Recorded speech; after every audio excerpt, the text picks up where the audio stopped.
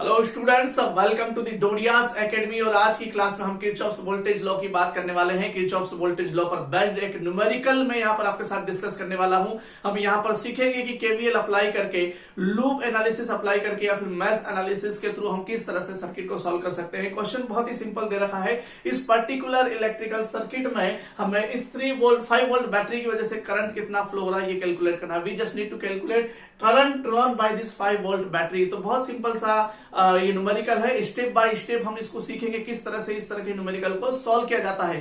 Theoretical explanation की अगर बात करें कि केवीएल का स्टेटमेंट क्या होता है और इसका थ्योरेटिकल एक्सप्लेनेशन क्या है, इसका एक वीडियो मैं ऑलरेडी आपको दे चुका हूं। वीडियो अगर नहीं देखा है तो चिंता की कोई बात नहीं है। इसी वीडियो के डिस्क्रिप्शन बॉक्स में मैं आपको लिंक प्रोवाइड कर दूंगा, बाद में जाके आप चेकआउट कर सकते हैं। आइए आज इस प्रॉब्लम की बात करते हैं, इसके सॉल्यूशन की बात करते हैं, किस तरह के न्यूमेरिकल को सोल्व किया जा सकता है, किस तरह से हम इसको सॉल्व करके करंट की वैल्यू कैलकुलेट करेंगे। अभी हम यहां पर देखने वाले हैं। सो स्टेप 1 में हम क्या करते हैं, जैसे ही हमको इलेक्ट्रिकल सर्किट गिवन हो, सबसे पहले हमें लूप आइडेंटिफाई करना होता है।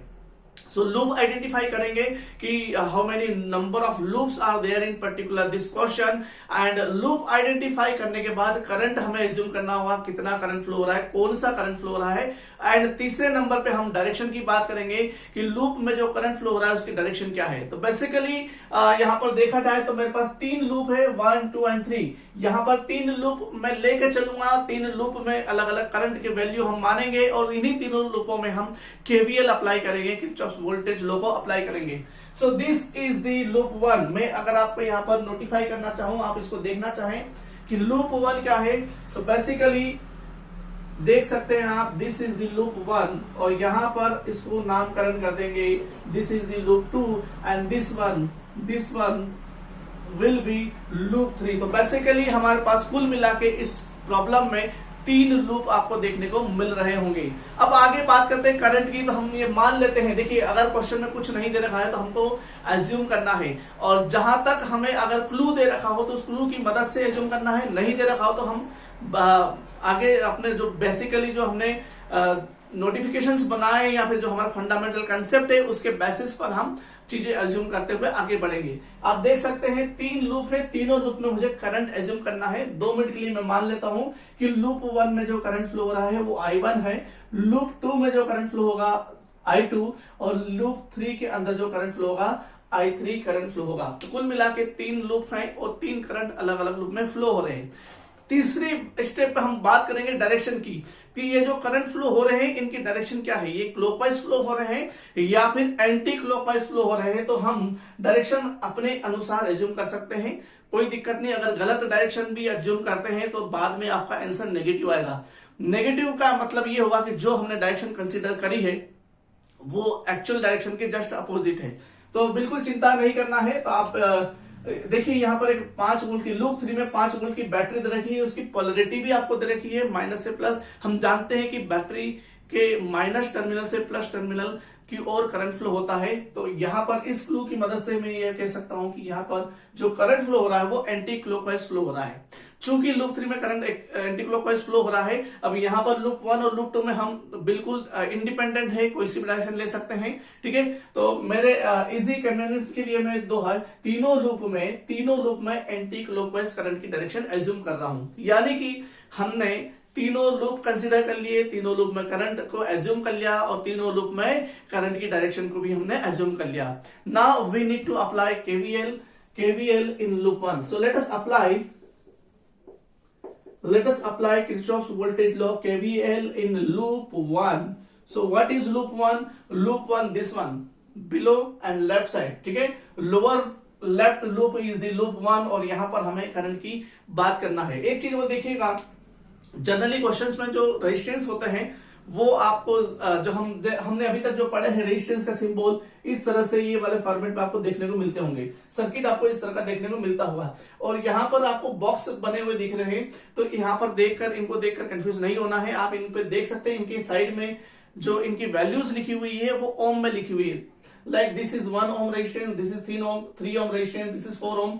यानी कि वैल्यूज देखकर और उनकी यूनिट देखकर हम ये कंक्लूड कर सकते हैं कि ये जो आपके जो बॉक्स दे रखे हैं ये क्या है, रेजिस्टेंस है। ठीक है, तो आप इस तरह से कंफ्यूज मत होइएगा कि हम तो शुरुआत से इस तरह का रेजिस्टेंस देखते आ रहे हैं और इस न्यूमेरिकल में यहाँ पर इस तरह का रेजिस्टेंस है, तो कंफ्यूज नहीं होना, एग्जाम में भी कभी आ जाता है। तो आप ये वैल्यूज देखिएगा और वैल्यूज के साथ जो यूनिट लिखी है उसको देखिएगा, इसकी मदद से आप आइडेंटिफाई कर सकते हैं ये क्या है। तो बेसिकली ये क्या है, ये रेजिस्टेंस है। और यहां पर हम केवीएल अप्लाई कर रहे हैं, केवीएल इन लूप 1। केवीएल क्या कहता है, केवीएल जो कहता है उसका स्टेटमेंट ये है कि टोटल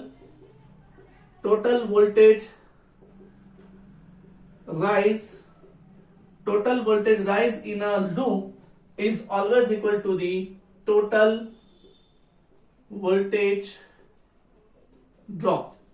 ये केवीएल का स्टेटमेंट है। ये केवीएल का स्टेटमेंट है कि किसी भी इलेक्ट्रिकल सर्किट के अंदर किसी भी लूप में आप चेक कर ले, वहां पर जितना वोल्टेज राइज होगा उतना ही ड्रॉप होगा।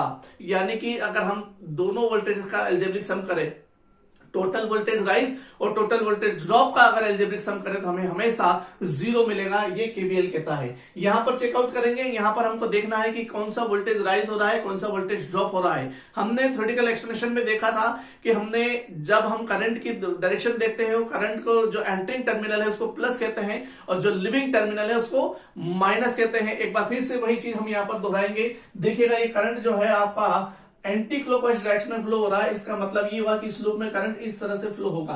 ठीक है, यहां पर जो करंट आ जाएगा इस तरह से फ्लो होगा और यहां का current bottom to top flow होगा। ठीक है, तो हमने करंट की डायरेक्शन को आइडेंटिफाई कर लिया है और साथ में ये चीज भी हम यहां पर कंक्लूड करना चाहेंगे कि ये करंट यहां पे अगर एंटर कर रहा है तो ये प्लस और यहां से लीव कर रहा है तो माइनस।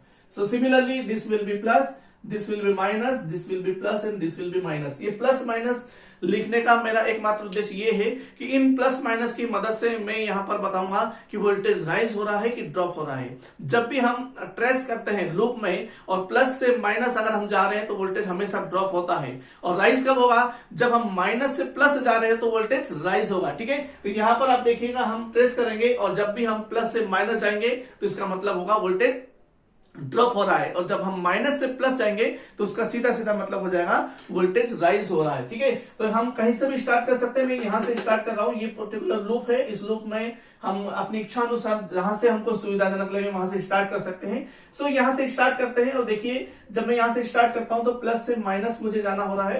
पहले प्लस आ रहा है फिर माइनस आ रहा है, प्लस से माइनस जाते हैं तो उससे हम क्या कहते हैं, ड्रॉप इन वोल्टेज। यहाँ पर कितना वोल्टेज ड्रॉप हो रहा है, ओम्स लॉ की मदद से मैं लिख सकता हूं कि यहाँ का जो वोल्टेज है वो है आपका I1 into 1। 1 is the value of resistance। तो वोल्टेज क्या होता है, वोल्टेज होता है I into R, current into resistance. So the current is I1 and resistance is 1, so this is I1। सो यहां पर जो वोल्टेज ड्रॉप हो रहा है वो कितना है, वो है आपका 1 I1। ठीक है, मैं इस इक्वल साइन के लेफ्ट साइड में वोल्टेज राइज लिखूंगा और राइट साइड में वोल्टेज ड्रॉप लिखूंगा। ठीक है, मुझे क्या लिखना है, इधर टोटल वोल्टेज राइज और इधर लिखना है टोटल वोल्टेज ड्रॉप। ठीक है, तो लिखते हैं यहां पर मुझे मिला है वोल्टेज ड्रॉप। ये जो रेजिस्टेंस है इसमें वोल्टेज ड्रॉप हो रहा है, कितना वोल्टेज ड्रॉप हो रहा है, उसकी वैल्यू है 1 into I1। ओके, यहां पर आगे बढ़ेंगे। यहां पर आप देखिएगा दो करंट फ्लो हो रही है। इस पर्टिकुलर 3 ओम रेजिस्टेंस में दो करंट फ्लो हो रहे हैं। जो दूसरा करंट है वो I2 फ्लो हो रहा है जो कि ऊपर से नीचे की ओर आ रहा है और ये जो करंट I1 है ये ऊपर से नीचे की ओर जा रहा है, नीचे से ऊपर की ओर जा रहा है। दोनों की डायरेक्शन अलग अलग है। तो रिजल्टेंट करंट जो होगा वो इन दोनों का सब्ट्रैक्शन होगा। इन दोनों को हम सब्ट्रैक्ट करेंगे तो यहाँ पर हमें रिजल्टेंट करंट मिल जाएगा। सब्ट्रैक्शन करते दौरान हमें एक चीज ध्यान रखना है कि जिस लूप में हम काम कर रहे हैं उस लूप का करंट की वैल्यू को हायर मान के चलिएगा। तो I1 को अपन हायर मान लेंगे और I2 को लोअर करंट मान लेंगे तो resultant current will be I1 minus I2। So the resultant current is I1 minus I2 and the resistance is 3 ohm। So what will be the voltage? Voltage will be 3 into I1 minus I2। अब ये देखेंगे कि voltage rise हो रहा है कि drop हो रहा है। तो जब हम यहाँ पर विजिट कर रहे हैं पहले प्लस आ रहा है उसके बाद माइनस आ रहा है। प्लस से माइनस अब जब हम जा रहे हैं तो ड्रॉप इन वोल्टेज कहा जाएगा। कितना वोल्टेज ड्रॉप होगा, 3 into I1 minus I2। तो again drop in voltage and this is 3 into I1 minus I2। आगे बढ़ेंगे इस रूप में, यहां पर आ जाएंगे। यहां पर भी प्लस से माइनस जा रहे हैं, वोल्टेज ड्रॉप हो रहा है और यहां पर भी आप देखेंगे दो करंट फ्लो हो रहे हैं। आप देख सकते हैं एक I1 करंट फ्लो होगा और एक जो है करंट I3 करंट है, और दोनों एक दूसरे के अपोजिट हैं, तो यहां पर भी resultant current I1 minus I3 हो जाएगा, और वोल्टेज हो जाएगा 2 इंटू I1 माइनस I3 जो कि ड्रॉप हो रहा है, तो उसको भी मुझे यहां पर लिखना होगा। तीन एलिमेंट थे इस लूप में, 1 2 3 एलिमेंट थे, तो यहां पर तीनों एलिमेंट पर मैंने पता करा कि तीनों एलिमेंट पर वोल्टेज ड्रॉप हो रहा है, कहीं पर भी वोल्टेज राइज नहीं हो रहा है, तो rise in voltage is 0। So basically एक इक्वेशन मुझे यहां मिली है, इस इक्वेशन को मैं सॉल्व करने जा रहा हूं। जब इस इक्वेशन को हम सॉल्व करेंगे, इस इक्वेशन को तो आप देख सकते हैं, इस इक्वेशन में एक 1i1 और यहां से 3i1 मिलेगा और यहां से 2i1 मिलेगा, और तीनों टर्म जो है पॉजिटिव रहेगी। 1 + 3 + 2 आपको क्या मिल जाएगा, 6i1 मिल जाएगा। सो दिस इज द 6i1। ठीक है, इस इक्वेशन को जब आप सॉल्व करेंगे तो -3i2 मिलेगा और -2i3 मिलेगा। सो -3i2 -2i3, and there is no value of any constant or any voltage, so this is 0. so this is equation number 1। आप इसको थोड़ा सा सिंप्लीफाई अगर करना चाहें तो ठीक है, ये सिंप्लीफाई है, इसको फर्दर सिंप्लीफाई करने की आवश्यकता नहीं है, क्योंकि यहाँ पर 3 अगर हम कॉमन भी लेना चाहे तो इवन और ऑड टर्म का कॉम्बिनेशन आ रहा है, तो कॉमन लेना is not possible. So this is equation 1। अब इन द सेम मैनर हमको यहाँ पर भी केवीएल अप्लाई करना है। So quickly let us apply KVL in loop 2। Again loop 2 में हम केवीएल अप्लाई करेंगे। लूप 2 में KVL, total voltage rise is always equal to the total voltage drop. Total voltage rise is equal to the total voltage drop. मैं यहां से start करने जा रहा हूं। यहाँ पे देखिएगा आप करंट I2 नीचे से ऊपर की ओर फ्लो हो रहा है, तो यहाँ का जो प्लस टर्मिनल यहाँ पे आएगा, माइनस यहाँ पे आएगा, प्लस से माइनस जाएंगे, वोल्टेज ड्रॉप हो रहा है। कितना वोल्टेज ड्रॉप हो रहा है, 4i2। So drop in voltage equal sign लगाएंगे और इक्वल साइन के राइट साइड में लिखेंगे drop in voltage which is 4i2। Similarly हम आगे जाएंगे और यहां पर देखेंगे, यहां पर 2 करंट आपको देखने को मिल रहे होंगे। The first one is the current I2 and the second one is current I3। I2 I3 current flow हो रहे हैं, रिजल्टेंट क्या हो जाएगा, I2 माइनस I3। वोल्टेज क्या हो जाएगा, 2 इंटू I2 माइनस I3, और जो कि ड्रॉप हो रहा है, यहां पे प्लस लिखेंगे, यहां पे minus. So again drop in voltage, कितना वोल्टेज ड्रॉप हो रहा है, वोल्टेज ड्रॉप हो रहा है 2 इंटू I2 माइनस I3। उम्मीद करता हूं समझ में आ गया होगा। 2 करंट फ्लो हो रहे हैं, तो रिजल्टेंट करंट हमने क्या लिखा, यहाँ पे करंट I2 है, यहाँ पे करंट I3 है, तो I2 माइनस I3। वोल्टेज क्या हो जाएगा, वोल्टेज होता है करंट इंटू रेजिस्टेंस। करंट कितना, I2 माइनस I3, रेजिस्टेंस कितना, 2, तो 2 into I2 minus I3 is the drop in voltage value. Again यहां पर आ जाते हैं, यहां पर अब देखिएगा, पिछली बार जब हमने इस लूप की इस टर्मिनल की बात करी थी, तो I1 को हम हायर लेके चले थे। चूंकि अब हम लूप 2 में हैं, लूप 2 में काम कर रहे हैं, और यहाँ का जो मेन प्राइमरी करंट है वो I2 है, तो I2 करंट को हायर लेके चलेंगे। तो यहाँ पर रिजल्टेंट करंट जो हमें कहना होगा वो कहना होगा I2 माइनस I1, न कि I1 माइनस I2। जब हम लूप 1 में थे तब हमने कहा था I1 माइनस I2। जब हम लूप 2 में काम करेंगे तो उसे कहेंगे I2 माइनस I1, और यहाँ का रेजिस्टेंस कितना, 3। तो यहाँ पर ड्रॉप इन वोल्टेज होगा, बिल्कुल, क्योंकि ये ऊपर से नीचे आ रहा है, और यहाँ पे प्लस, ये माइनस, तो ड्रॉप इन वोल्टेज, कितना drop in voltage, 3 into I2 minus I1। तो उम्मीद करता हूं ये चीजें क्लियर हो गई। और अगेन इस लूप में भी कोई भी वोल्टेज राइज नहीं हो रहा है। इस इक्वेशन को जब सॉल्व करेंगे तो I1 आप देखेंगे, I1 कितना मिल रहा है, तो आपको 3i1 मिलेगा, वो भी माइनस में। सो माइनस 3i1 मिल रहा है इस इक्वेशन को सॉल्व करने पर। I2 क्या मिल रहा है, I2 4i2, this is plus, तो 4i2 plus 2i2 6i2 plus 3i2 9i2 आपको यहां पर मिलेगा। I3 को चेक करेंगे तो -2i3 मिलेगा, -2i3। इसके अलावा कोई कांस्टेंट नहीं है, कोई वोल्टेज नहीं है, सो इट इज 0। अगेन ये इवन और कॉम्बिनेशन में, इसको मैं यही स्टॉप करता हूं और इसको इक्वेशन 2 नाम दे देता हूं। मैं अगर अपनी सहूलियत के लिए थोड़ा सा सॉल्व भी करना चाहूं तो माइनस साइन में कॉमन ले सकता हूं। So it will be 3i1 minus 9i2 plus 2i3। So this is 0, equation number 2। तो 2 इक्वेशन आ गई है 2 लूप में। अब तीसरे लूप में हम केवीएल अप्लाई करेंगे और तीसरी इक्वेशन को हम यहाँ पर राइट डाउन करेंगे। ठीक है, तो तीसरे लूप में हम केवीएल अप्लाई करने जा रहे हैं, और यहाँ पे जब हम अप्लाई करेंगे तो जो करंट फ्लो होगा वो I3 होगा, और this current is flowing from right to left, यानी कि यहाँ पे प्लस आ जाएगा, यहाँ पे माइनस आ जाएगा। KVL, let us apply KVL, apply KVL in loop 3. ठीक है, total voltage rise is equal to the total voltage drop. Okay, so ये 3 ओम रेजिस्टेंस है, यहां पर वोल्टेज ड्रॉप होगा क्योंकि पहले प्लस आ रहा है फिर बाद में माइनस आ रहा है. ठीक है, प्लस से माइनस ड्रॉप इन वोल्टेज. कितना voltage? 3i3. So this is 3i3. Again आगे बढ़ेंगे, माइनस से प्लस राइज इन वोल्टेज. कितना वोल्टेज राइज हो रहा है? 5 वोल्ट. यहां पर बैटरी की वैल्यू दे रखी है तो आपको ओम्स लॉ लगाने की जरूरत नहीं पड़ेगी, डायरेक्ट वोल्टेज की वैल्यू कितनी है? 5 वोल्ट. अगेन आगे बढ़ते हैं, यहां पर अगेन 2 करंट फ्लो हो रहे हैं. ठीक है, और चूंकि हम लूप 3 में काम कर रहे हैं तो i3 करंट को हायर मान के चलेंगे. रिजल्टेंट करंट क्या हो जाएगा? i3 minus i1. इधर i3 फ्लो हो रहा है, इधर i1 फ्लो हो रहा है, तो रिजल्टेंट करंट क्या हो जाएगा? i3 minus i1. रेजिस्टेंस क्या है? 2. वोल्टेज क्या हो जाएगा? 2 इंटू i3 माइनस i1. और अगेन ये भी क्या हो रहा है? ये भी ड्रॉप हो रहा है. ठीक है, ये प्लस ये माइनस, ड्रॉप इन वोल्टेज. तो इसको इधर लिखा जाएगा ड्रॉप इन वोल्टेज. यहां पर लिखेंगे कितना? 2 एंड i3 माइनस i1. आगे बढ़ते हैं और यहां पर चेक करेंगे तो यहां पर भी आप देख सकते हैं this is plus, this is minus. Again drop in voltage. Voltage कितना होगा? Current into resistance. करंट कितना होगा? करंट होगा i3 माइनस i2. अगेन हम जो लूप 3 में अप्लाई कर रहे हैं तो लूप 3 का करंट हम हायर मान के चलेंगे. i3 की वैल्यू को हायर मान के चला जाएगा. सो यहां पर रिजल्टेंट करंट हो जाएगा i3 माइनस i2. एंड इसको जब रेजिस्टेंस 2 के साथ मल्टीप्लाई करेंगे तो हमें मिल जाएगा 2 i3 माइनस i2. ठीक है, 4 एलिमेंट थे तो 4 टर्म हमारे पास आ चुके हैं. इसको हम सॉल्व करेंगे. i1 कितना मुझे मिल रहा है? i1 मुझे मिल रहा है minus 2i1. So this is minus 2i1. i2 कितना मिल रहा है? यहां से i2 मुझे मिल रहा है minus 2i2.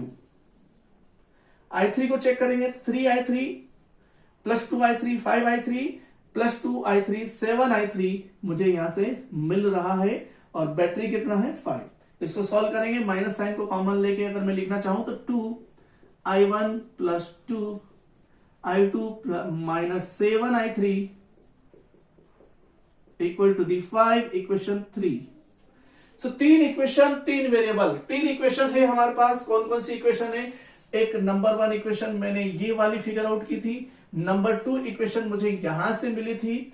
And number 3 equation मुझे यहां से मिली थी. साइंटिफिक कैलकुलेटर की मदद से 3 इक्वेशन है और 3 वेरिएबल है. तो इन तीनों वेरिएबल की वैल्यू आप कैलकुलेट कर सकते हैं. ठीक है, 3 इक्वेशन की मदद से आप i1 कैलकुलेट कर सकते हैं, i2 कर सकते हैं और i3 भी कर सकते हैं. ठीक है, i2, i3, i1, i2, i3 तीनों वेरिएबल को कैलकुलेट किया जा सकता है. क्वेश्चन में क्या पूछा गया है? क्वेश्चन में ये पूछा गया है कि ये 5 वोल्ट की बैटरी की वजह से कितना करंट फ्लो होगा, यानी कि i3 की वैल्यू पूछा गई है. ठीक है, i3 की वैल्यू पूछी गई है.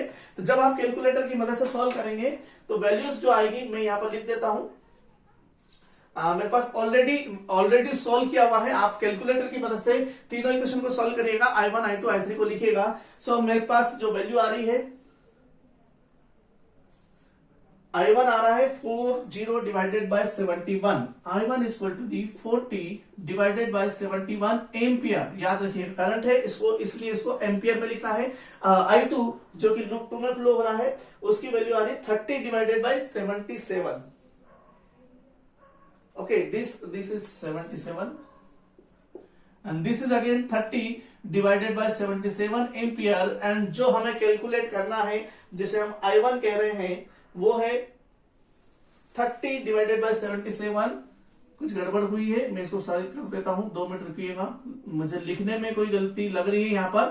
तो जो पहला करंट आया है आपका 75 डिवाइडेड बाय 77 आया है. ठीक है, जो पहला करंट, 1 मिनट में चेक कर लेता हूं, i1, i2, i3. सो i1 करंट जो है लोअर जो आपका लूप है इसमें 40 डिवाइडेड बाय 77 आया है, राइट है ये.